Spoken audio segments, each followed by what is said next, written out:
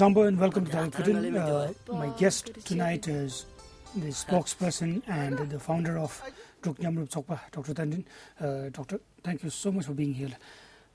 I think we'll straight away pick from where we left from our Dzongkha session, and I'm sure our people would have watched the Dzongkha session, the announcement that you made. It was a very shocking and breaking announcement you made. So I would like you to break that announcement again in English, and then we'll move forward. Before I start, I would like to wish all the viewers good evening, and as a representative of DNT Spokesperson, I'd like to wish all the people of Bhutan Kusambo. And also to answer your question, I would like to again clarify once again what I said in Dzongkha and give an opportunity for those who have not viewed the Dzongkha program, an explanation of what I was saying. And this pertains to the talk that PDP and Nyamrup and are the same. But I would like to clarify from the very beginning that what transpired was all according to the Election Act of Bhutan. And as long as things are done according to the law, I think we all must respect and abide by the laws that are made in Bhutan. As for people saying this, many, I think they understand that this is as per the law and everything was done. Election Commission of Bhutan has verified it, and it was done as per the election process. But there are few who are still confused about what will happen now that the 7 candidates joined PDP. Yes. That's the main reason why they're saying we are together. But we must remember that Chirwang candidates also joined Drupal Sopal. And this, as I said, it's all by the law.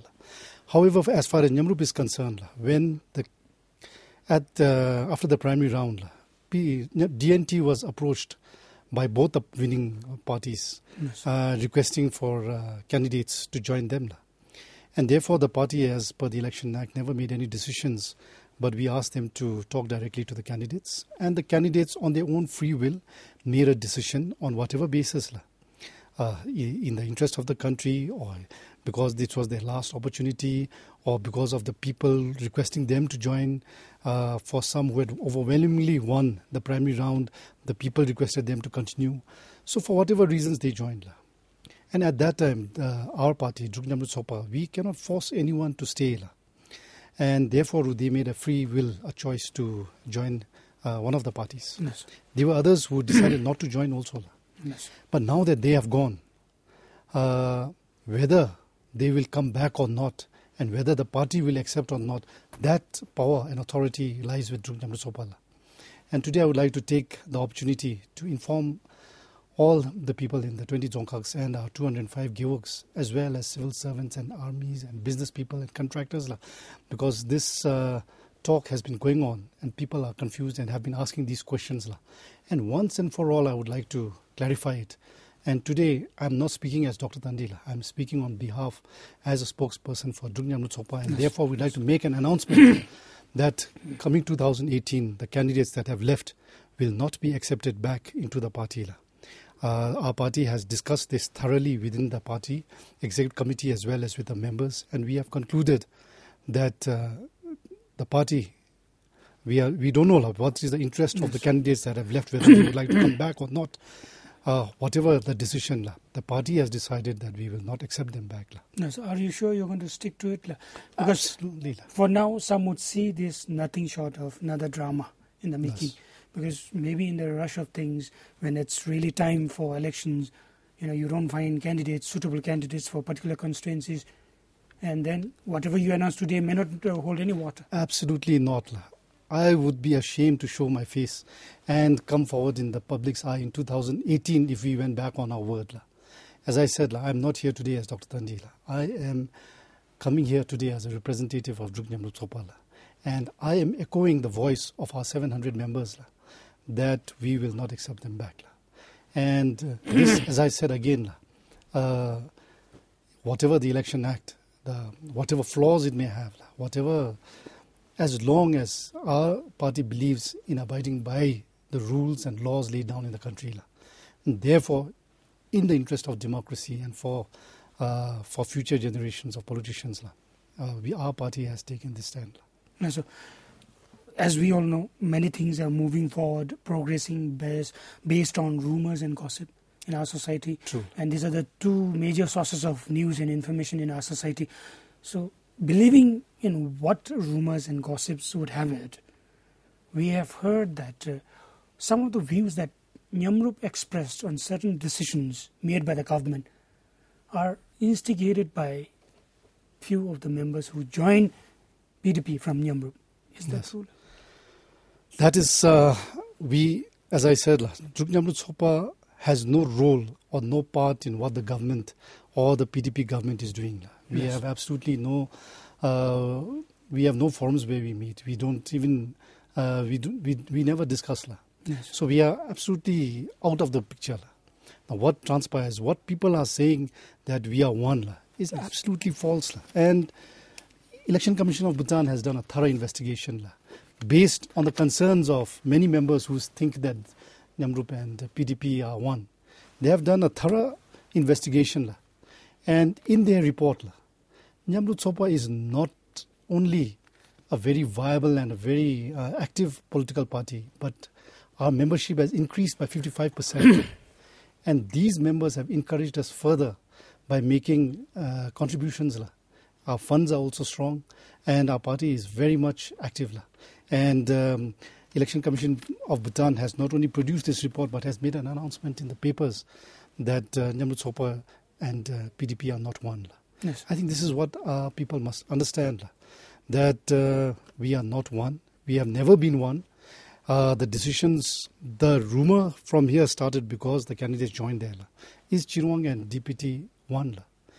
For that matter, is DPT and PDP one? When it comes to the salary raise, both happily voted and both took their salary increases and top tongues very happily. Yes. Can we say that they are one? So similarly, I think we should not make judgments on what transpired. I think what the laws of the country, what Election Commission of Bhutan, who is mandated to do such things, their reports and views, I think that we should abide by it. Yes, I'm going to come back to that salary issue. But before that, maybe a general observation from your side, now that we all know that Election Act will be put for amendment. It's true. What do you actually feel when you have more than 5 candidates joining a party? Is that not collusion? Would you still believe that this is not collusion? Because if you go by some of the election debates and forums that the BBS had conducted, we have seen and observed some of the Nyamrup candidates repeating the same statement or lines that they used for Nyamrup during the primary round. So isn't that not collusion? So on the collusion matter, as I said, the most important thing is to abide by the laws of the country. If there are loopholes in the laws, if there are some fallacies of the laws, those need to be amended. We must also remember that this Election Act was passed by the first Parliament of Bhutan, which was headed by DPT. And at that time, there are 45 candidates. Why was an article mentioned in the Election Act that specifically said that candidates after losing the primary round can join the winning parties? So based on that, not only in 2013, but future generations of politicians would also use those loopholes. Nyamrup Sopa is very much concerned about these. As we have repeatedly been saying, instead of enacting new laws, let us review our existing laws. Let us see where the weaknesses are, where the loopholes are, where the fallacies are. Certain acts do not compound with the complement with the other laws. What is urgently required is a review and to amend the laws so that it benefits the people, that there are no loopholes, it doesn't create commotion, doesn't create confusion, and that the laws are uniformly applied across. Like the previous one, it is amazing and very confusing to see DPT accusing Nyamrup of colluding when they are taking the candidates from Chirwang. I mean, this is exactly what we are saying. Let us not confuse people. Let us abide by the laws. If there are some flaws, let us amend it. And this is what the responsibility of our members of parliament must do. But we keep seeing, enacting numerous laws after laws which have got loopholes. There are flaws in it. People have suffered from it. Let us amend these laws. let us stop for once. Let us review all the existing laws and complement and benefit the people. Yes, sir. So, believing that whatever Nyamrup said so far has been said independently, now when it comes to pay hike, just a recent development. Forget about all this drama. We had enough drama when you talk about this pay hike from both the houses. What National Council did, some would think that, many would think that it's a very good move. Yes. But there are some who again believe that this is also nothing short of drama. Yes. But keeping aside all this, what do you think will happen and what do you think should do according to your assessment, according to Nyamrup's assessment? Because today if you look at how things progressed, especially when it comes to this pay hike, people are a bit confused and unhappy with whatever developed. Yes. So Nyamrup, what are you going to do? And also people say that you have delayed in coming up with your statement. Why did you wait for so long? After everything happened, now you're coming as if, okay, let us have the last laugh. Thank you, Dawa. Actually, this is what people will not know, that we have been working hard. I myself have written to the Pay Commission on the Pay Commission at the time when they were asking for comments, and we passed our comments. We put in what we thought that is the best way to raise the salaries. Raising the salary, it is timely. But what we are not happy is that parties who have promised the people to raise salaries for civil servants ultimately use this excuse to raise their own salaries disproportionately to those who are at the lower rungs. And this is what has dismayed us. But more than that, more importantly than that, for Nyamrup Tsokpa, what worries us most is that people have stopped trusting and losing confidence in our members of parliament and on democracy. And this is what we fear the most. The valuable gift of democracy given to us by their majesties, the kings. In a short span of 6 years, people are already losing faith that MPs are only there for their own self-interest. And His Majesty has repeatedly told the parliament that they must work on behalf of the people. Yes. But we have repeatedly seen, right from the first parliament to the second parliament, that MPs have done nothing but deliberate on their top tongues and their salaries. And this time also they have used this as an excuse to raise their own salaries disproportionately. Now on coming to what we should do. We have, as a party, political party, our responsibility is to inform the people on our views. Yes. We have written to the Pay Commission first. We have spoken to few members of parliament, including both the NA and the NC, saying that they are making a mistake. They are not setting good examples for people. Now that it is done, we have put our dismay in the media and informed the people, not only because the salaries were disproportionately raised, but the faith lost of all parties. And we as politicians, we also feel shy to face the people. They tell us the same thing. I'm sure that you'll also do the same thing. I think it's just a matter of opportunity. If you are there, you'll make. How do we explain that it is not? How do we regain that trust and confidence from the people? If these are the examples set by our members of parliament, then people like us and future politicians, how do we regain the trust? So now going forward from here, the NC has already made their decision. If the National Assembly does not listen to the NC, who is Nyamrup Tsokpa? We are not even in parliament. But we are doing our best outside the parliament, through media, raising these issues. We hope more and more people will raise their voice. We have created a platform for people to raise their voice, and we are echoing the voice and that they are saying. Now it is up to the politicians to decide whether to amend it, whether to review it and go back. If they don't, people are intelligent, they will decide. Yes. And we are at their mercy. We must remember that politicians are never over the people. The people will make the final decision on whether this action taken by the parliament is in their interest or not. Yes. And that day is not very far. As Nyamrup Tsokpa, how often do you take stock of the fact that it's not easy to govern a nation It's not even easy to be in the opposition, or for that matter, it's not easy to be a member of parliament. But it's always easy to watch, observe, and criticize, and as and when required, come up with your own views, be cynical at times. What do you think? I absolutely agree with you. Governance, I think, is not an easy job. It's definitely, you must take a lot of responsibility. That is why people who have joined Nyamru Sopa, they have made their decision based on the commitment that they will take to serve the people. And if we really look closely at governance and the process of democracy, the most important thing is to serve the people passionately, genuinely, with no self-interest. I think selfless service is the most important thing. If you do that, you cannot make a mistake.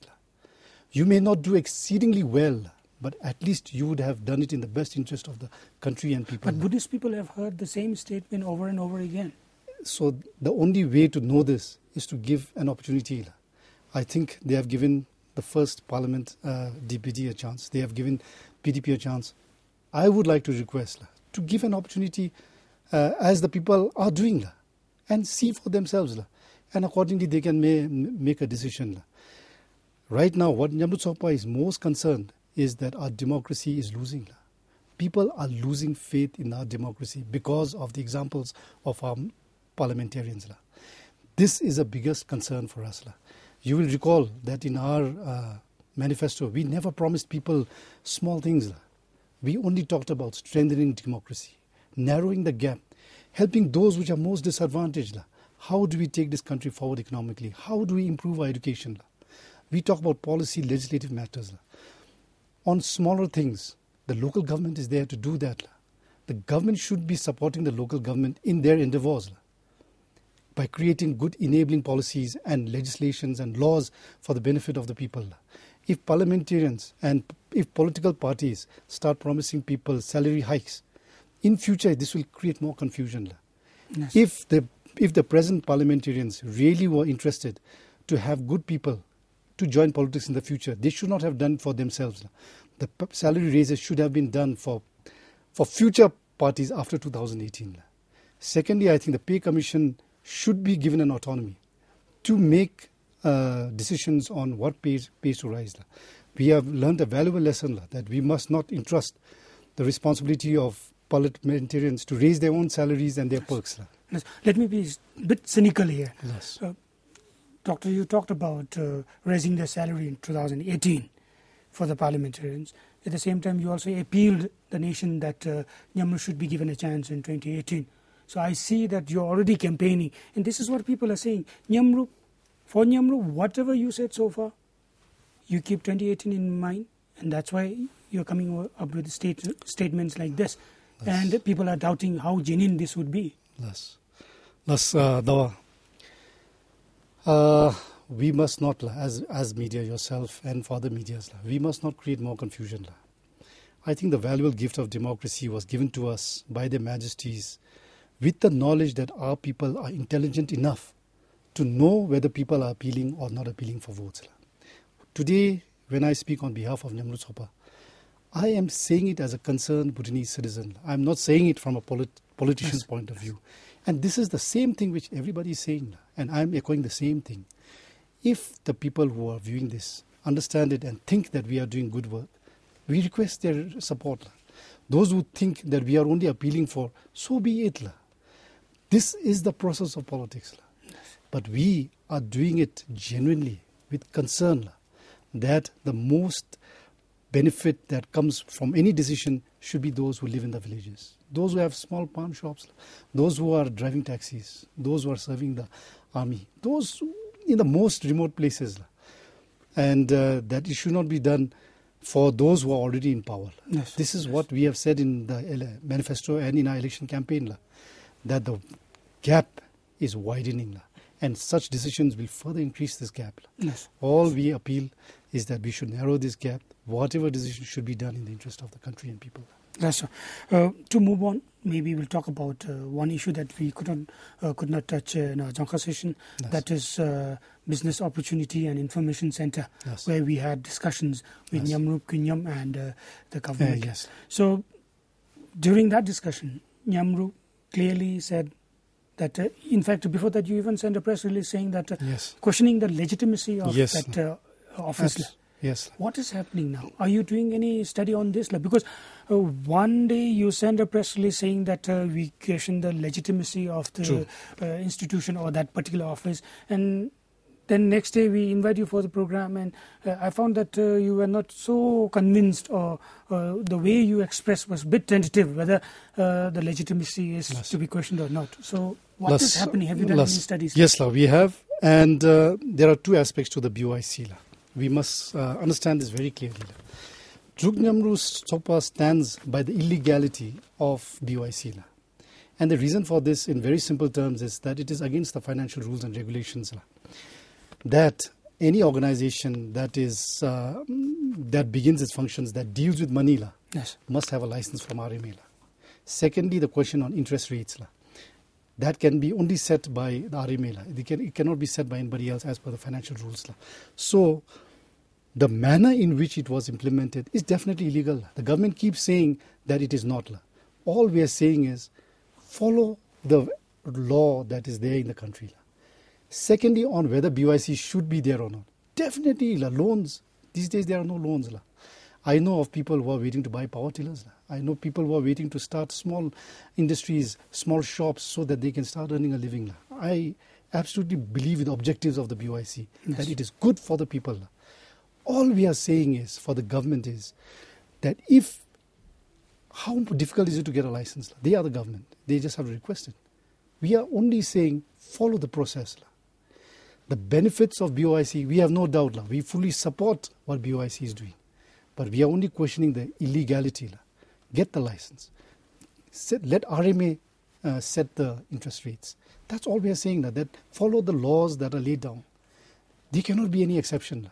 Did Nyamrup get to talk to RMA on this? Yes, I have. After the discussion? I have discussed with them, and I have also discussed with some of the parliamentarians. And I think that if it is done properly, I think there is no problem with BOIC. What did RMA tell Nyamrup? That they were not, that RMA was not in the picture at that time.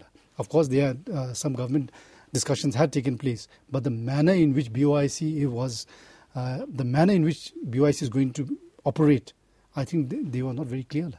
So that's what we are saying. RMA as the main agency should be in the picture, not only for licenses, but also for setting interest rates. That's what we are saying. We are not against BOIC as such.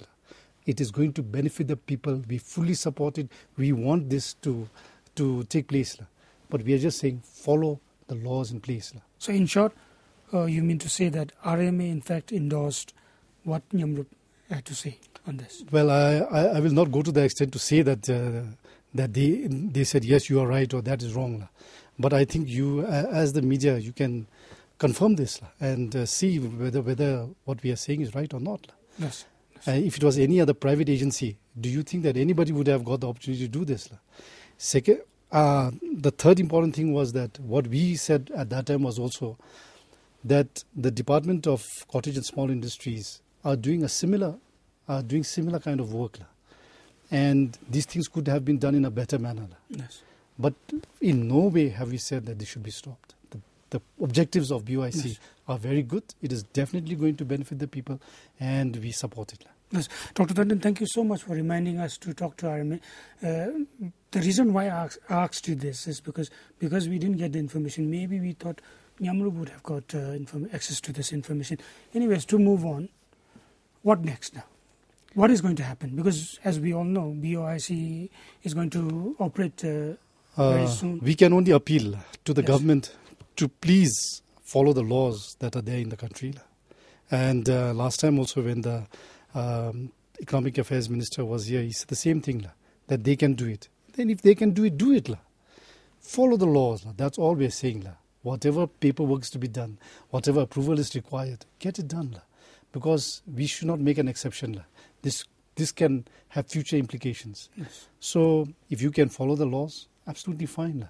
So in short, you support having BOIC definitely as an office to disperse whatever responsibility is given, as long as it follows the law. Laws, correct. Yes.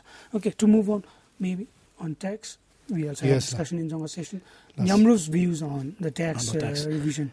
This is something that is really close to Nyamru's heart. We have always been saying that whatever policies and laws passed by the government must be in the interest of the people. And here is one example where it is not going to benefit the people who need it the most, those at the lower rungs, those in the farms, those who are operating small businesses, those who are trying to buy their first car. By raising the taxes for the vehicles, people who need their first car the most, people who have saved their money in the banks, families that have looked forward to owning that small car, a family car. These days, it has become very difficult to go without a car.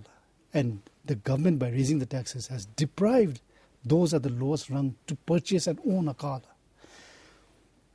The car that they can purchase and they can afford, taxes have been raised. And the car that they cannot afford, the electric cars, there is no tax.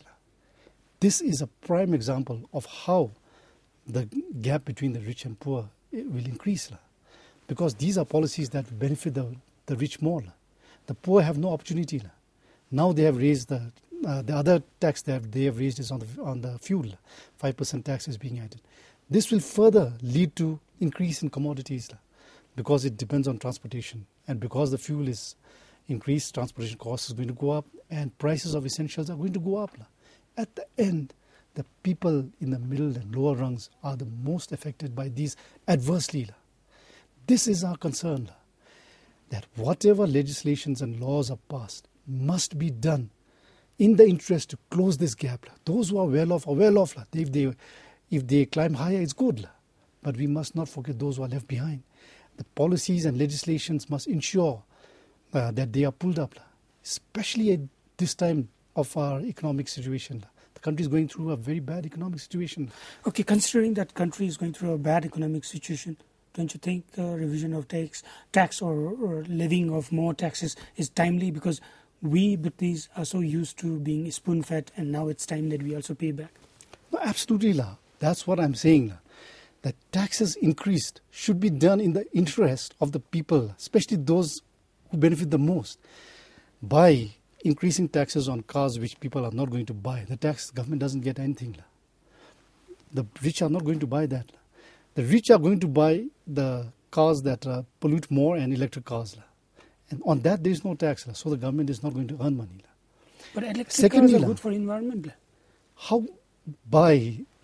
I accept that argument, but nowhere in the world has there been a country where electric cars has been a success, number one. Number two, the 72 members of parliament still get tax-free. The government agencies will have tax-free. Embassies and international organizations will have it tax-free. Who are the people who buy the car the most? It's these people. The bigger cars that pollute more, diesel cars. And because of this, I don't think the impact on only because of the electrical cars that there will be a big difference in the environment. Because how many electric cars will people buy? It will be a limited number because it's expensive. And you have to replace the batteries, which are equally expensive. I think that argument is definitely there. If in this economic situation, if the government was serious about improving the economy, there are many other taxes that could be applied. Has taxes been applied for those who earn higher? Has there been a tax revision? There has not been. The government has been bungling along and taking ad hoc decisions with future long-term implications that are going to hurt those who are already hurt. This is what Namrup has always been saying. And we, in our election campaign, said the same thing, that the laws and policies must benefit those who require it the most. The country, we are progressing through this economic turmoil, and the gap between the rich and poor has widened tremendously. While people can afford 3-4 cars, there are people who have nothing to eat for the next day. And that in this land of GNH, I think it's high time that we rethink our policies and enact those that benefit the people the most, especially those that need it. If we leave behind some inequity, is one of the biggest concerns worldwide. And that for Nyamrup is very close to Nyamrup's heart. We have always been saying that we will focus on equity, economy, education and employment. These 4 E's that we we keep very close to Nyamrup's heart. So final question, any comments on the way businesses are conducted on electric cars? This is exactly what I was saying that time. The people that, because of this tax-free on the electric cars, people in the villages and people like me, we will not afford to buy the electric cars, and neither will it be appropriate for us. What will be appropriate for us has been made beyond the reach of the common people. So who will benefit ultimately through these electric cars? That is what Nyamrup has always been echoing, that our biggest concern is that a few will benefit and it will not benefit the majority. And as the representatives of the government, people have sent our parliamentarians for them to work on their behalf. And if that on their behalf is forgotten, as I mentioned, people will not forget. Our Buddhist people are intelligent enough to know that they are what is good for them and what is not good for them. They have done so in 2013. They will do so again in 2018. And as parliamentarians and politicians, we should keep the interest of democracy. We should strengthen democracy and set good examples. I think the last few examples that we have discussed about have only hurt the people more. They have stopped trusting our politicians, and they think that they are only working for their own interests. And this, for Nyamrup Sopa, is a serious concern. Almost all the politicians? The sentiments echoed by the people affect all politicians and all parties. That's why we are concerned. We want to regain their trust, that it is not like this. But because of the examples set by them, it has made our work even more difficult. That's so. Maybe one last question. Just wanted to ask a follow-up question. Nyamrup, too late the hero on many issues. You delayed everything, and when everything is passed or endorsed by concerned agencies, then Nyamrup comes up with different views and ideas. Why don't you do it before? This same criticism even media received. What do you have to say on this? Dawa, we don't like to blow our trumpets. We don't like to say, oh, we have been doing this, now we are saying this, now we are against this, now we are talking to this. We have been working behind the sidelines, as I said. We have written to concerned agencies. We are lobbying with parliamentarians. We are working, we are talking to our people. We are hearing the voices of the people. And we are giving them a platform to raise this. And what Nyamrup has said is the concerns and voices that have been passed to us. Yes. I know of people from Samsi Bara, who I have never met. He calls me to say that we should speak on their behalf. He was seriously concerned. I have people from Mera Sakting calling us, from Laya. And we are just echoing that. Yes. So we are always there. We have repeatedly, through social media, we have requested people, please contact us. Yes. Give us your concerns. We will do whatever we can do. And we will raise the voice. As I said, even when there is conflict between National Assembly and National Council, we are not even in Parliament. It makes our work even more difficult. Nevertheless, we are passionately in it. We have committed ourselves to work in politics, and we will continue to do so. Dr. Tandi Dorji, the founder and the spokesperson of Nyamrup Sopa, thank you so much for your time. Thank you. With this, we come to the end of Dawai Kudroen. Until next week, where we bring another edition of Dawai Kudroen, it's time to say good night and Tashi Dalila.